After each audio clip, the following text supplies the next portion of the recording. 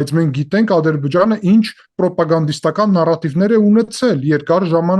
ժամանակվա ընթացքում։ Եվ եթե որևէ այդ հարցը Ադրբեջանը կանգնացրել է հիմա օրակարգ ինչպես նախապայման, ապա դրա նպատակն է խոչընդոտել այս գործընթացը։ Եվ խոչընդոտելու դեպքում հայկական կողմը հենց նախարար Արարատ Միրզոյանը ինչու է բարձրաձայն է այս հարցը։ Դա ուներ կոնկրետ նպատակ, որ այս հարցի շուրջ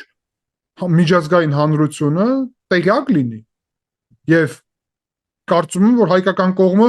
գնալու է այդ ճանապարհով տեղյակ պայելով միջազգային հանրությանը նրա մասին, որ ադրբեջանական կողմը ինչ որ հատվածում փորձում է փոխել օրակարգը, որովհետև Վաշինգտոնի 8-ի պայմանավորվածությունների դրությամբ եւ դրանից հետո մենք որևէ տեղ չենք լսել, որ կա որևէ նախապայման ադրբեջանական կողմից կապված Հայաստանի։ Բոլոր այն հարցերը, որը կար Վաշինգտոնում փաստաթուղթը ստորագրելու համար, կատարված է։ Իսկ եթե նույնիսկ սահմանադրության հարցն են բարձրաձայնում ինչպես գլխավոր նախապայման, ապա մենք պետք է հասկանանք, որ դա ուղղակի իրականում ժամանակ ձգելու նպատակ կարա ունենա, որովհետև մենք բազում անգամ ասել ենք, որ դա խնդիր չի ներկայացնում